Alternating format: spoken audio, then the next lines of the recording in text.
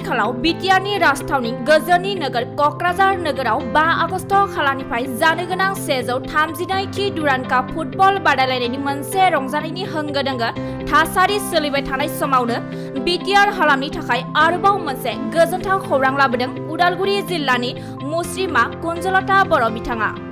बुहुमनां एथलीट मुस्रिमा कनजलत बर'आ फैगौ 1 आगस्टनिफ्राय 6 आगस्टसिम आरब एबा इउनाइटेड आरब इमिरेट्स हादरारि राजथावनि दुबाइ नोगोरमायाव जानो गोनां 8थि इन्टारनेशनेल गेम्स 2023 बादायलायनायाव भारत हादरनि जानानै बाहागो लाहैनो खाबु मोननाया बिटिआर हालामनि थाखाय मोनसे गिदिर जाफुंसार आरो गोग्गानाय लाबोदों। कनजलत बर' बिथाङा 100 आरो 200 मिटार खारनाय आरो गोलाव बारनाय एबा लं जाम्प आयदायाव बाहागो लानाय जागोन होननानै फोरमायदों। कनजलत बर' बिथाङा उदालगुरि जिल्लानि भगतपारा हालामनि कसारिपारा गामियाव जोनोम मोननाय सासे जाफुंसार बर' आइजो। बादायलायनायाव बाहागो लानो थाखाय कनजलत बर' बिथाङा 31 जुलाइ खालाराव गुवाहाटी बिरखं गाथोननिफ्राय मुम्बाइ जानानै दुबाइ सहैगोन होननानै फोरमायदों।